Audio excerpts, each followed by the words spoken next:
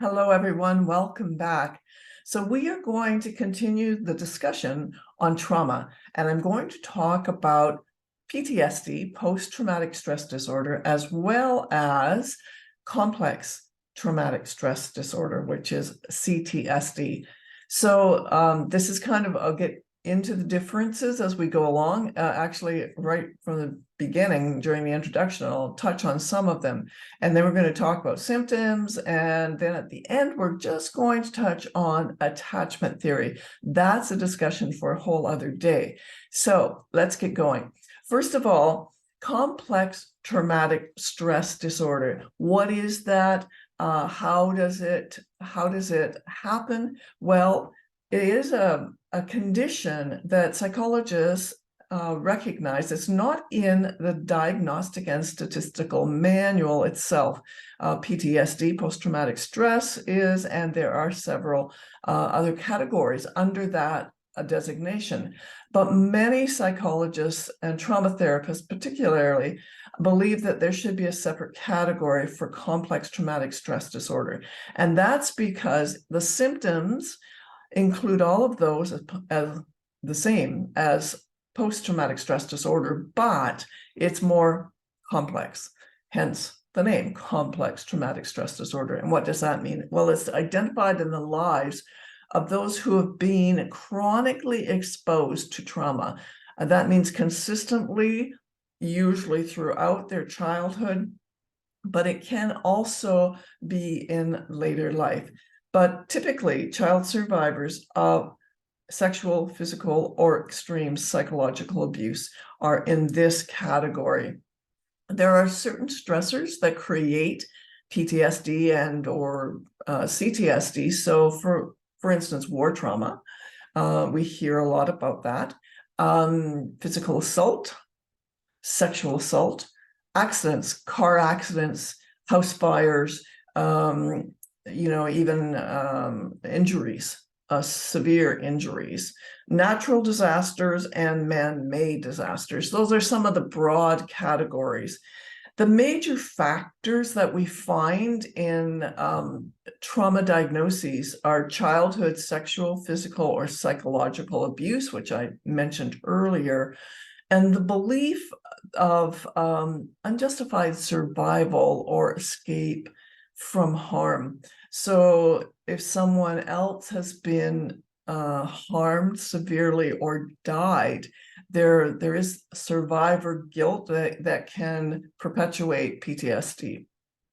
Belief of betrayal, deep betrayal, death or injury to children, of course, and a violation or contradiction of a core value, one's core value that you have always considered to be true. It is your, it's just so deeply embedded. So your trust or faith in God, trust or faith in a spouse or someone that you really care about, your sense of injustice, of competence in others can create a traumatic effect. Now, those in themselves will not cause a diagnosis of PTSD, but they can lead to traumatic reactions and responses. Let me touch on some of those reactions right now. So these are typical reactions to any kind of trauma. Physical symptoms, shaking, just a fear response you can identify if you look at the person, headaches, migraines, really, really severe, feelings of fatigue, just absolutely exhausted, loss of appetite, or sometimes, it's more rare, eating too much, aches and pains that you never had before. Just your body begins to react to trauma. Your body seems to absorb it. You may have emotional reactions such as crying uncontrollably, deep sorrow and sadness, depressed mood, grief. Makes sense, right? If you see something that is just so horrific, or if you experience the death of someone in a very horrific manner, that is going to create a traumatic reaction. Being on guard or jumpy. This is typical of anyone who has experienced a trauma, even, for instance, a severe car accident. If you hear fire or police siren, it can make you jumpy. There's just some triggers that begin to happen. Insomnia, nightmares, the constant fear that something bad, really bad, is going to happen. It's kind of this a subsidiary kind of feeling that you have after something devastating has happened. Also, there's emotions that seem out of control and don't fit the context in the moment sometimes. So irritability and anger, guilt and shame. For example, having survived something and someone else didn't survive, or perhaps not helping or saving others. Even if you couldn't do anything, there's this heaviness of guilt that can rest on the person. Feelings of confusion, being emotionally numb, that is a huge one. We'll talk about that in a little while. Or feeling unreal or in a daze. And often when we think of soldiers, particularly, or children, I've seen this in children who, and other adults who have experienced severe trauma, this 1,000-yard stare. It looks like they're looking through you, and you put your hand like this, and it's like there's no reaction, no response. They're just staring somewhere. And it's because there's something happening internally within them that they are reliving the memories of what happened. Or even if they aren't reliving it, psychologically and emotionally, something has shut down and they're numb. Persons appearing withdrawn or very still, sometimes a catatonic state, they just don't move. In severe trauma, there's the sense, it depends on the person. Again, different people have different responses to trauma, but this catatonic state where they're almost frozen. It's like they just cannot move. Not responding to others when people ask them questions. Again, that whole sense of not being able to speak, and even selective mutism. And may share a story about that in a little while. It's not an easy story to listen to, but definitely is a great example of what can happen to the mind and to the whole soul and spirit of a person. Disorientation, people will feel disoriented. There's just a sense of unreality, not knowing their own name sometimes, where they're from, what's happened. It's like their thinking process has kind of been suspended by the actual traumatic event. Not being able to take care of themselves, this is very common. So personal hygiene, taking care of children, they're not able to take care of the child or their own children. The impact of the trauma has been so severe that at this point in time, they just can't do it. So also not eating or drinking, or being able to make simple decisions.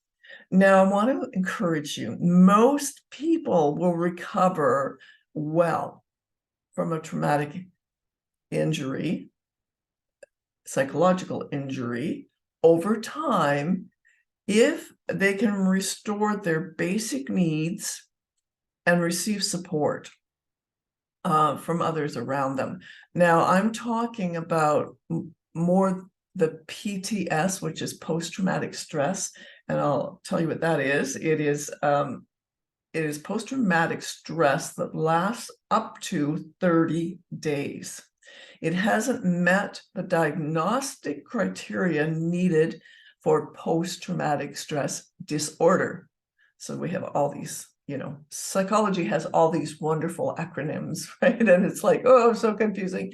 But it hasn't quite met that diagnostic criteria because it's dissipated within 30 days, and that can happen. So be encouraged. So for instance, car accidents or horrific fires or I guess I would say common tragedies. I mean, horrific as it is to say, if people have wonderful support systems or even good enough support systems, connectedness with family, connectedness with community, connectedness with services and therapy that can help them in the short term, most people can resolve the impact of trauma, the heavy duty impact of a trauma within the 30 days. But there are complications, and that's what we're going to spend some more time on. People with either severe or long-lasting distress reactions that have been caused by long-lasting chronic traumatic abuse or long-lasting traumatic and chronic war injuries. Police officers who are day after day after day confronted with horrific events.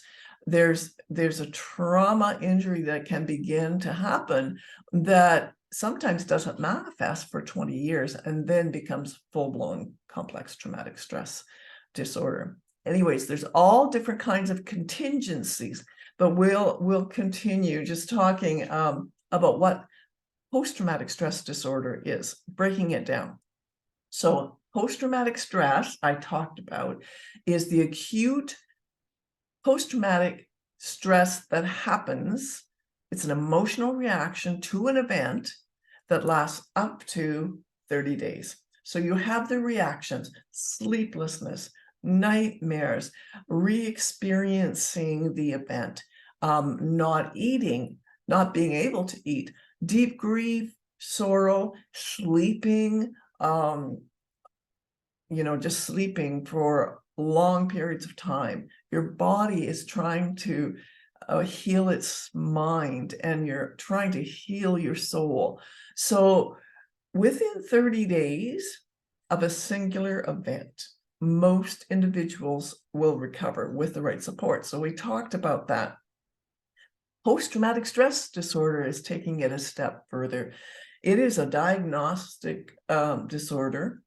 It's diagnosable, and it's diagnosable after 30 days from the event, the traumatic events. And it has unrelenting reactions that are still happening. So that's what's really, really important: the unrelenting reactions to the trauma that happened 45 days ago or 6 months ago, right? And you have still this high level of hypervigilance and re-experiencing, and we'll talk about those too. So what about the prevalence among us of post-traumatic stress? Well, I think these numbers are low. Lots of it doesn't get reported, right? But it is among the most common psychiatric disorders. So that would be post-traumatic stress disorder is the most common. And that's because trauma happens to absolutely everyone. There is a between a 1 and 9% population base that has PTSD. So that's pretty high in one sense, 9% of the population. But it's bearable, and it is healable, if that's not even a word, but you can receive healing and walk through it and walk past it. At least 15% of the psychiatric population has post-traumatic stress disorder, and I would say complex traumatic stress disorder. I talk kind of in other series, I've talked about my response to all of the technical stuff with PTSD and complex traumatic stress disorder, and the whole DSM, Diagnostic and Statistical Manual. And these are a lot of terms that you just don't really even need, except they are identifiers. My bottom line is that by and large, most of the mental health diagnoses that people are given, the labels that they're given, bipolar, borderline, just major depressive disorder, anxiety disorder, all of those disorders, I believe they are rooted in traumatic experiences in childhood.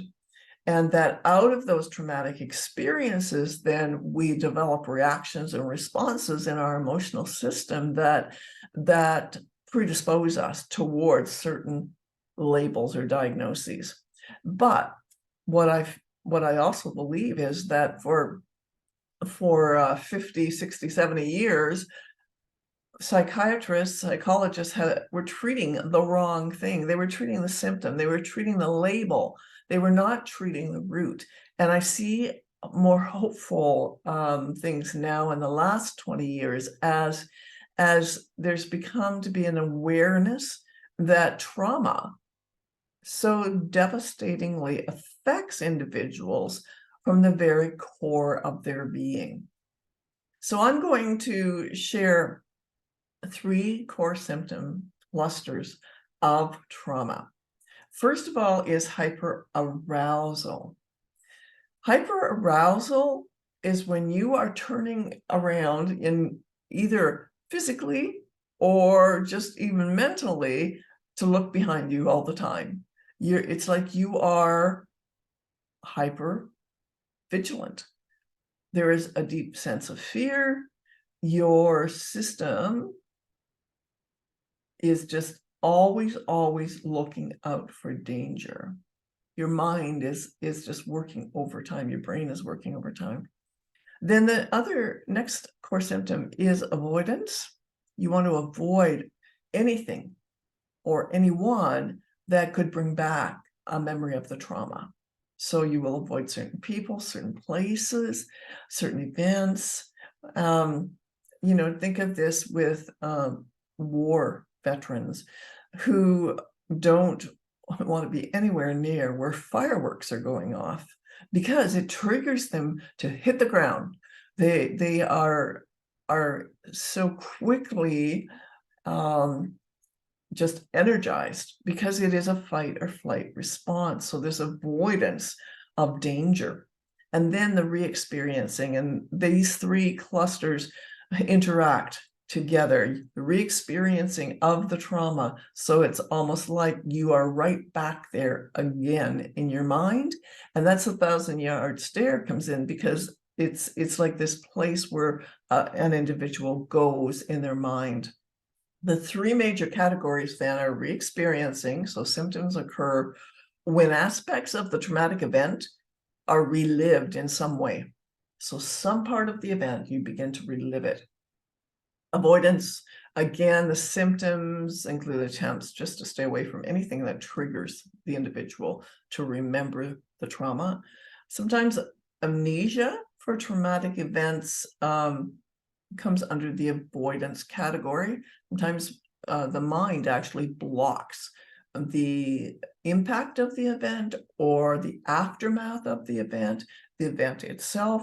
And we see this a lot in children who have buried away their memories. It's the memory and emotion have been separated.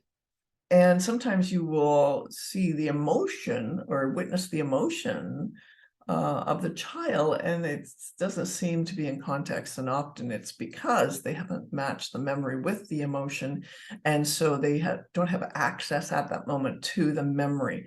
Anyways, I'm not going to get into a lot of that. I'll be confusing you in no time. But symptoms, then the 3rd symptom is hyperarousal, and we talked about that, or first symptoms, whichever way you want to start the cycle. High alert for danger all the time. And you can imagine what that does to your system. It is this place where your adrenaline is always flowing through your system, and you don't get a chance to just kind of de-escalate and to unwind, so to speak. So high anxiety, angry outbursts, irritability, sleep disturbance. And remember that post-traumatic stress disorder can occur from one traumatic event or from a cluster of traumatic events throughout your life. I want to talk about the comorbidity of post-traumatic stress disorder with other psychiatric disorders, or labels, we'll call them labels, because the reality is, and I said this earlier, that trauma and PTSD are at the very root of so many of the labels that the mental health professionals put onto people, and that we do ourselves. And we have come into more awareness and more understanding of this now. But take a look at this chart. It's very helpful for you to understand some of those issues that build on top of the trauma. So alcohol, drug abuse. So alcoholism, drug abuse, major depression. That is a huge red flag that someone has had deep trauma and is still suffering from the reactions to it. Social phobias, agoraphobia, so fears that of being in a small place, general anxiety, panic disorders, all those kind of things. So when you hear someone having a panic disorder in Walmart or something, or perhaps you've had that happen, the underlying issue that we should be looking at is what's happened to this person in the past that has created the psychological response. And then you'll notice, see the very end of this chart, and so men and women are pretty equal. Well, alcohol abuse is certainly higher for men, and so is drug abuse, but not significantly, not really that much higher. Then it evens off between the sexes till we get to greater than 3 diagnoses. And as you can see, the general population of individuals with PTSD, who've been diagnosed with PTSD, also have at least 3 other psychiatric disorders, such as the ones that are listed in this chart. So it's complex, right? It becomes very complex. Along with the psychological disorders, guess what? We have physical symptoms. So people who have gastrointestinal issues, peptic ulcers. My dad used to have terrible, terrible ulcers, bleeding ulcers. We had no idea. No idea. And, I know a little bit. I certainly know a whole lot more, actually, of what he suffered in his early life. And so sometimes you can bury it for a long time, and he had buried it with alcohol primarily, which of course didn't help with ulcers. But there's all kinds of physical symptoms that can manifest. So cardiovascular, heart problems, respiratory, asthma is often a result, a physical symptom that has arisen because of traumatic experiences. We see this in children. Tension headaches, migraines, muscular problems. Well, just think for a moment where you feel stress in your body. So you've had a stressful day, your boss has been all over you, just, it's just been a nasty day, and you begin to feel stressed. Many, many people feel it in their muscles, their neck, their shoulder, their back, or migraine headaches, all of those kind of things. Well, when you are a survivor of post-traumatic stress disorder, you're going to have some of those things. Most likely, I would say 95% of you will. And then for women, menstrual issues, just the whole body responds to deep trauma. So the mind, the will and emotion, and the body, as well as the spirit. So I'm going to just share this with you. This is kind of where I come from, that so multifinality, it's one risk factor, has multiple outcomes. This is what I believe, and just touched on it. But I always find I like charts and graphs. I'm very visual, so I always find it helpful to sear it into my mind. So you have the initiating trauma or multiple traumas. And then what you have then is this emotional dysregulation. You cannot control what's going on internally in your emotion. And if you don't get the help you need and you don't have the support system around you, then you can develop different strategies, I'll call them strategies of coping, which become diagnostic labels, mental health labels, borderline personality, depression, anxiety, criminality.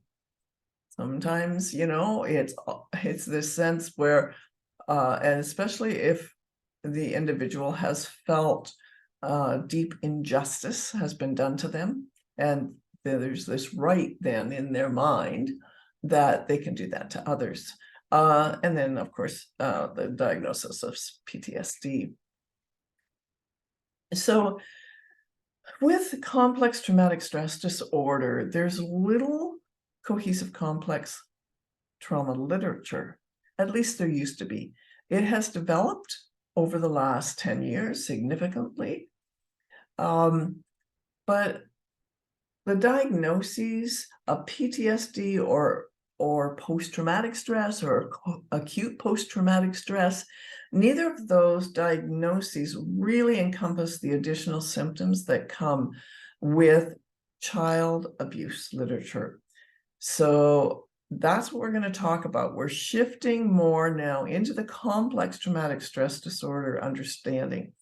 So while the symptoms are the same, the underlying or overarching symptoms of post-traumatic stress are the same, there are additional ones. These are the ones that really attack the very core of the person, and they come from this feeling of being, well, a feeling of never being able to get away. This chronic abusive trauma that has happened to the child. They have a distorted sense of self, distorted views of their core self, low self-esteem and self-hatred, which is very, very deep. Self-blame. Often you'll find adults who blame themselves for what happened to them as a child. They shouldn't have been in that place, or they should have ran away, or they should have done something different. And so there's a self-blame for the abuse that happened to them. High degrees of guilt and shame, especially if there are siblings that they later find out were also abused. That is a really horrific experience for the child or even the adult who thinks that they were probably the only one in the family that it happened to. And that's common, much more common than you would expect. So there's impaired identity formation and identity confusion. Who am I? And why did this happen to me? There's something about me that is so desperately wrong or so desperately evil. And so this sense where the individual wants to escape themselves, very literally. And then a severely impaired sense of trust, which interferes with the development of healthy relationships later on in life, even in school years, but for certain in adult life. So those kind of things are very, very important when we think of the complex traumatic events. And, it's not just for survivors of childhood sexual abuse, but that's where the literature is primarily informed this whole understanding of complex trauma. Those individuals then have difficulties with emotional regulation. So their emotions are often all over the place, and it leaves you kind of going, okay, I don't understand what's going on here. So they just have a really hard time with emotional regulation. Dissociation. and I'll talk a little bit more about that. I have a chart for that as well. The disconnection or separation of the mind, will, and emotion from the physical body and physical experience. In extreme cases, there's also this sense where the individual also feels very dead. So that's extreme, but it does happen. Symptoms with the perception, self-perception, and perception of the perpetrator. This is where you find that children who have been kidnapped, or children who have ended up in sex trafficking, develop these relationships, very complex relationships with the perpetrator, because the perpetrator becomes their savior, so to speak. The perpetrator, while initially the emotions were horrific and there was great fear, and it's not that there isn't still fear, this perpetrator over time becomes like a savior to the individual. They provide them with food and clothing and, and then all of the other things that happen. They expect great rewards and devastation of these children, but it confuses the child. And so sometimes you'll see this alignment with the perpetrator. Difficulties with relationships, I've talked about that. Physical problems, we talked about. And then systems of meaning. What does it mean for me to be alive? Those kind of things. The prerequisite condition for complex traumatic stress disorder is the experience of being controlled over a period of months or years, whether it is by an ancestral parent or family member, or whether it is outside the home where a child has been taken and held captive. But it is this sense of being absolutely controlled. And I'm not talking about a parent, that parent's controlling. We're not talking just about that, a parent who has different expectations for a child, perhaps. This is about literally being controlled by fear and torture of one kind or another. So people who fit this criteria include hostages, prisoners of war, concentration camp survivors, survivors of religious cults. And I mean, I remember those kind of things and talking about those kind of cults in the 70s and 80s. And then victims of continual intimate partner abuse and violence. So you can see it's very it's quite complex, and it extends to different sorts of populations where people experience different kinds of trauma. So let me just break this down, another chart, and compare in more detail PTSD to CTSD. So for PTSD, the literature that has been developed is based on war-related trauma. Isolated traumatic events, as a rule, but with war, you can have isolated, but then you can have these isolation events that reoccur in similar kind of experiences. The trauma source, though, is not usually intimate in nature. And that is a big difference, because even in war, you don't have this same sense of intimate betrayal as a child does in their own home. So examples of the literature on war-related is natural traumas as well. So tornadoes, hurricanes, and natural disasters. And then single rate of an adult. Physical injuries are all included in PTSD.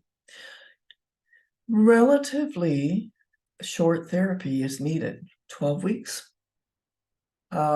That's it's kind of, if the individual has good supports and there's some good relationships that the individual has, they have a connected spouse, 12 weeks, the individual is pretty much back to normal. They're not having or re-experiencing the emotion or the memories, and they're not hypervigilant.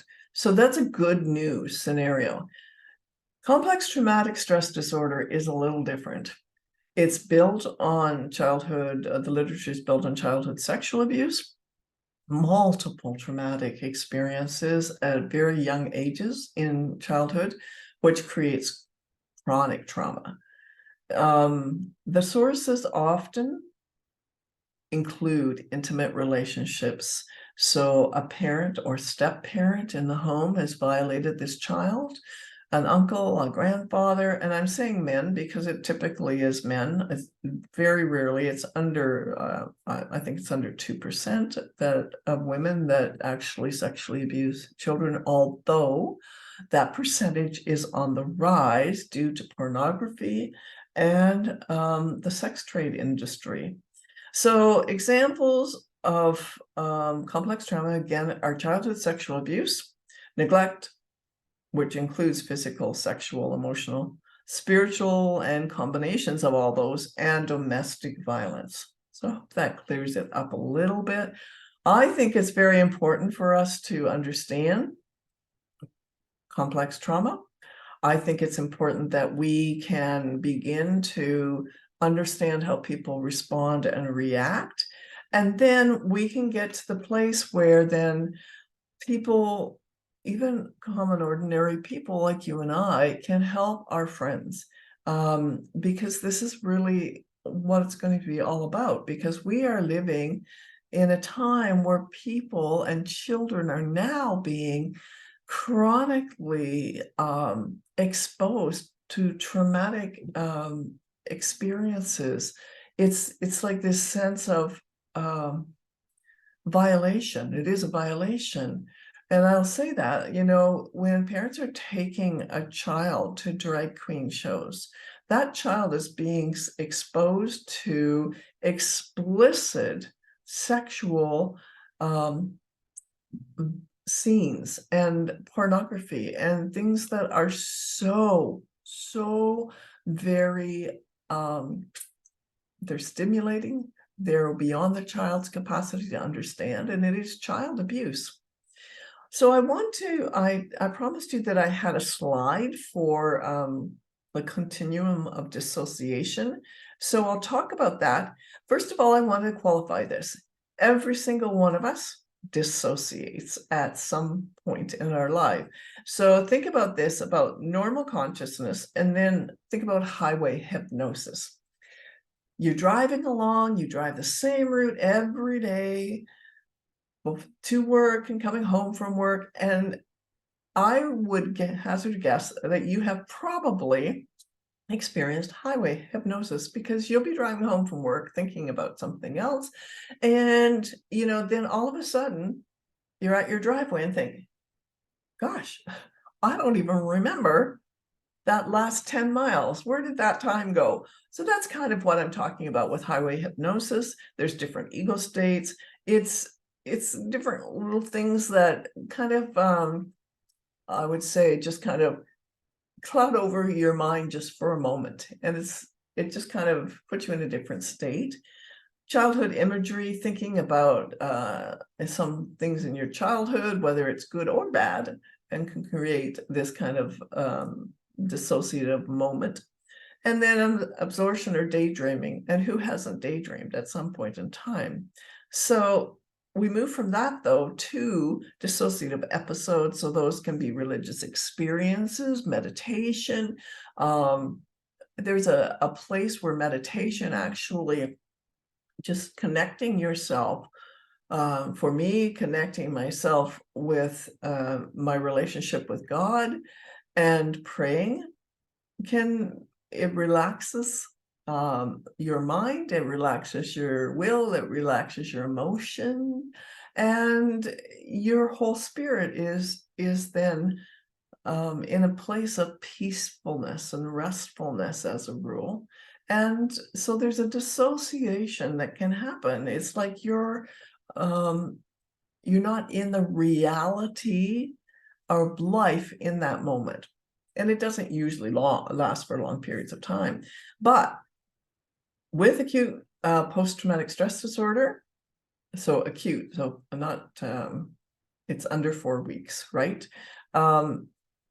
So a trauma has happened, and you can have symptoms of dissociation, which are flashbacks, numbness, detachment. This also happens with PTSD and CTSD, so there's an overlap. There's the emotional absence, the absence of emotional response, and a reduced awareness of surroundings. This is all under the sense of dissociating from your soul from your body, in a sense, this mind, will, and emotion dissociation, derealization, and depersonalization. And I'll talk more about that in a couple minutes.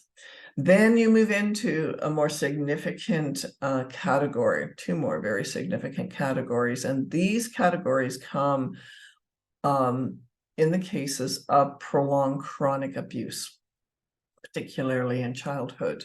And you end up seeing children and adolescents and adults who have never been treated have dissociated and anemia. And I think I spelled that wrong, sorry. And then so where they have just a total lack of memory and disconnection with emotion.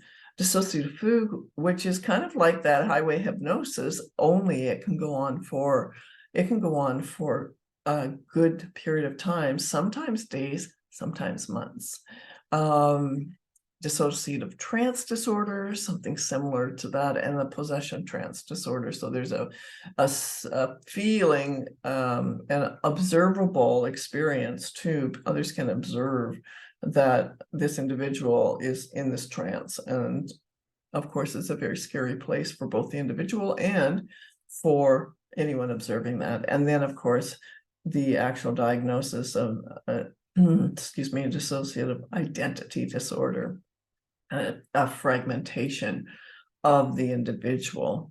So dissociation in itself is a mechanism by which different states of being are kept separate, and traumatic states are formed. So within yourself, and I know this is getting more complicated, but hang in there. I have another chart. I think that helps explain it. But it can be defined as a disruption in the usually integrated function of consciousness, memory, identity, sensation, motor function, or perception of the environment. So there's an integration that happens for us every moment of the day. And any disruption of that integration, serious disruption, can create a different sense of consciousness, a memory, and disturbed identity, sensations. A lot of things can happen. So here's some other symptoms, and I like this chart, and I have another one too, but the dissociation of the person who has experienced complex traumatic stress disorder. So time loss, we've talked about that, insomnia, mania. So this sense where, and you see this with bipolar or manic, it used to be called manic depressive. So sometimes an individual is way up here, and then, you know, the next 3 hours later, they are just in the pit. And so this mania that happens, of feeling of numbness, irritability, out-of-body experiences are not uncommon. Self-mutilation, self-ideation, or suicidal ideation. And I'm going to touch on something in a minute. Phobias, mood swings, flashbacks, and then anorexia or bulimia. So when you're looking at some of these dissociative aspects, and we think of what is happening in our culture right now, we think, and I think particularly when I talk to or have some kind of connection with the trans identifying, the cross-sex identifying individuals, there is such proliferation of dissociation with these individuals. And they have, most of them have had sexual or childhood adverse effects in their childhood. Sometimes it is regarding attachment disorders, which we haven't touched yet, but they have significant disruptions in early childhood. And then with that, and with the trauma caused by that, you can get these effects: a derealization of who they are, depersonalization. Their identity is confused, they are confused. Then there's identity alteration, which I mean, we didn't consider transsexuals in the past so much in this whole area. We saw that in people changing their persona as they went through a day, and I mean significant changes. They would change their voice, their handwriting changed, those kind of things, very serious things. And now we see it very prolifically within the cross-sex identifying movement. And then amnesia, blocking out the memories that cause them pain.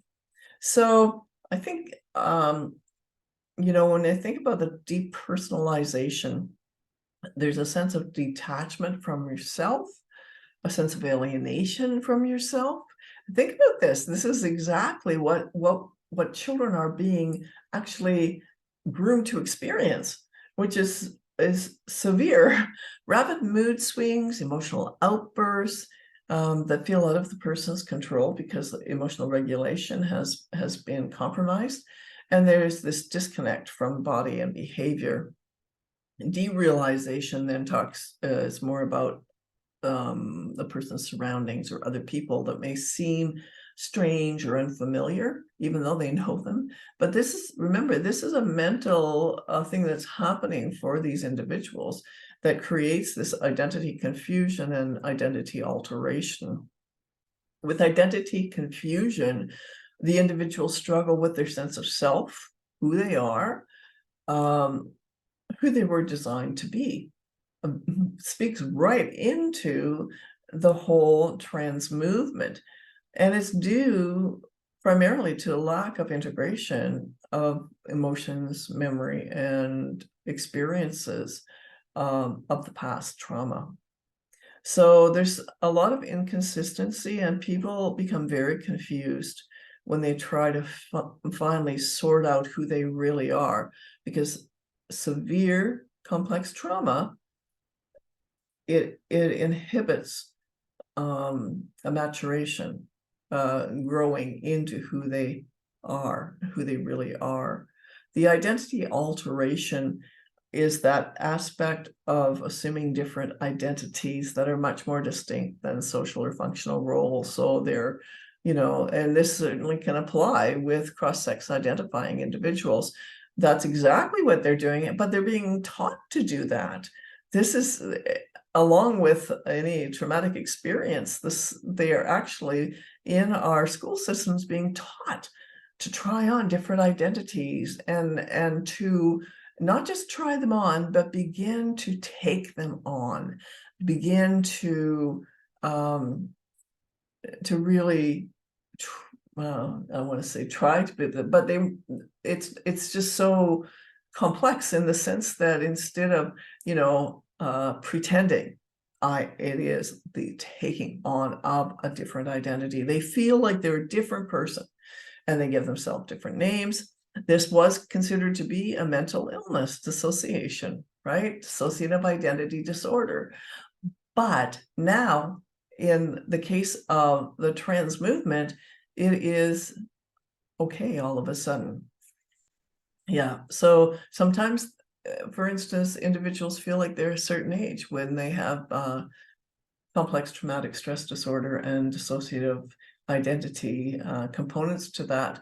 And it's not even about them identifying as a certain age with which you see with the trans movement or the furries or any of those individuals, but with those who have had complex trauma, they do feel often that they are very childlike. There's something, sometimes it almost feels like this part of themselves rises to the surface, this child part, and they feel very immature and they act very immaturely. That's mental illness. Amnesia, yep, specific or significant memory blocks for times and places, the past and current memory gaps for days or hours at a time. And often you will find children who have suffered severe complex trauma, severe childhood sexual abuse will have memory gaps, long memory gaps. And it's a major symptom of the dissociative anemia disorder. This graph is just a graph to show you how our soul and body are so interconnected. But our soul, and I like to, if you can imagine, so superseding this or superimposing this, on top is our spirit. But this is a look at our soul, our mind, will, and emotions, which include our conscious mind and subconscious memory. And I should really have the arrows going down to the body as well, because our subconscious memory really affects our body and how we feel physically as well as mentally. I told you I would show you a graph, a chart, with this idea of fragmentation or dissociation, which is very, very common within this population of individuals who've experienced childhood sexual abuse in one form or another, even adverse childhood effects such as severe neglect and physical abuse. It has to be severe physical abuse to actually bring the fragmentation, but it does happen. So this is a pie graph, and this is one client's life. And at 2 years old, so the very first little piece of the pie at the top is kind of gray. At 2 years old, this child was in hospital, and they were neglected. They felt abandoned by their parent. There were significant things happening to them they didn't understand. As you can imagine, a little child with a severe terminal illness, or what was thought to be a terminal illness at the time, and all these needles, all this apparatus, and total confusion. And somewhere the child has to put that, in their mind, because they don't understand. So often they block off those experiences. It's not a bad thing. It is actually a prevention for them in the future, because it's so horrific for them to go there. The pain is intense, and it's out of everyone's control, right? But then this child at 5 years old is sexually abused by a family member. So you add another layer, you add another piece of the pie, and these pieces are blocked off from each other. Doesn't mean they are totally blocked, but mostly blocked. It's like a wall, but it's like a wall that emotions can seep through. I don't know what kind of wall that is. It's not a cement wall, but anyways, let me continue. At 9 years old, the child is again abused. And this is from another, not a family member, but a neighbor. 13 years old, the child was raped.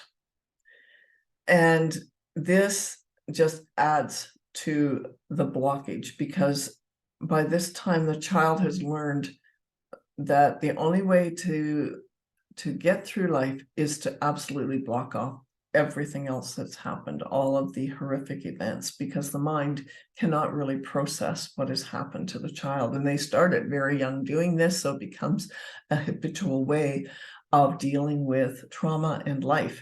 Then at 17, the child is kidnapped. And this was a client of mine years and years ago. And so you have this child who has already suffered tremendously.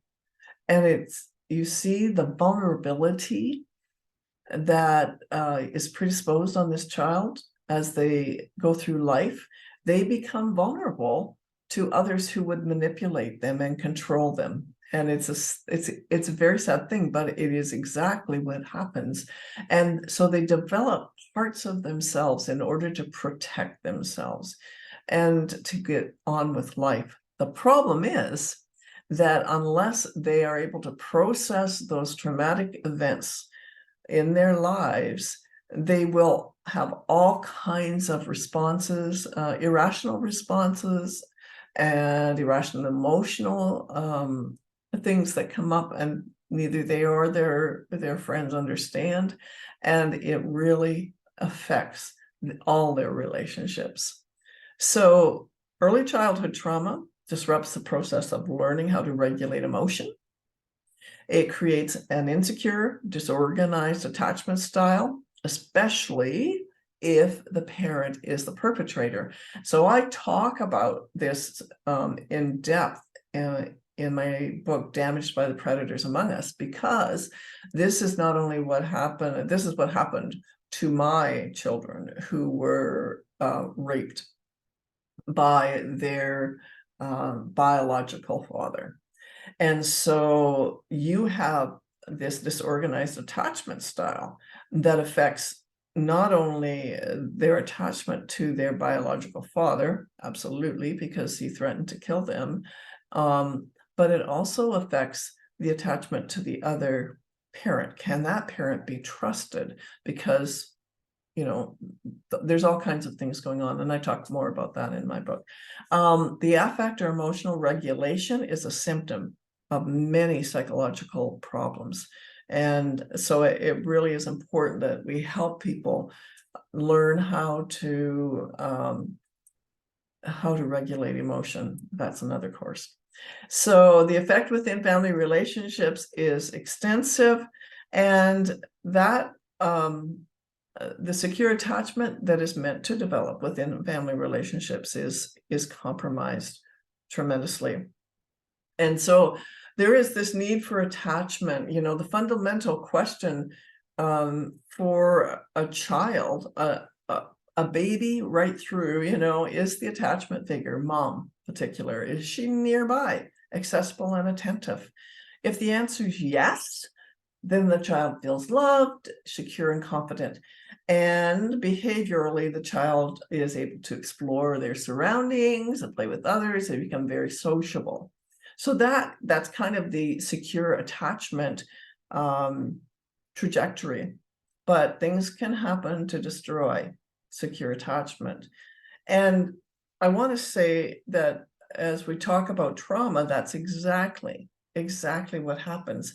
So here's a chart, another chart, that talks about the arousal relaxation cycle of creating secure attachment with an infant, and then as that child grows. So I think back, as some of you, I would expect, have had children or may have children or expect to have children, or maybe you have grandchildren like I do. But this is a very relatable graph. It's very easy to understand that to develop secure attachment, this is what happens. The child expresses a need. So you can see, think about a 14-month-old that just starting to walk, but decides that they really can run, and they're outside, and they decide they try to run and they hit the gravel. And you know what happens? Oh, there's a lot of crying. The child protests. They are upset. They're hurting. In a good attachment, secure attachment relationship, the adult responds immediately, soothes the child, makes eye contact with the child, and satisfies the need of the child. And that, in turn, causes the child to relax, and trust develops. And this pattern continues. Now, it doesn't have to continue perfectly. So let me say this right off the get-go. You don't have to be a perfect parent. You just have to be a good enough parent and create this attachment cycle so that most of the time, if most of the time, that you are aware of what the child needs at the moment and that you respond accordingly. Let me show you now the disturbed attachment or disorganized. It will, well, disturbed attachment includes any kind of insecure attachment, and then also a disorganized attachment that will come as a result of childhood abuse. So this is how a disturbed attachment cycle is created. The child falls on the gravel, experiences a need or hurt, protests, signals for help and cries, and the parent ignores them, doesn't respond, or responds inconsistently. So sometimes the parent will respond, one day, and then the next day the child does something very similar, and the parent just ignores the child. And if the child responds inconsistently, repetitively, this attachment style is developed. I mean, if a parent just does that once or twice, then it's not going to impair the secure attachment. But let me continue with the cycle. If the parent does not respond, the child protests even louder. And then what happens though, if the parent doesn't respond or responds with anger or resentment, the child will actually give up. So if the parent doesn't respond, most often the child will learn just to give up. And if they respond with anger, then often rage develops. But rage can develop just from being ignored and neglected as well. So there's no trust in the relationship. And then we go through the cycle again. I think that's where we're going to be in for today. I do hope you've enjoyed this. Thank you for listening.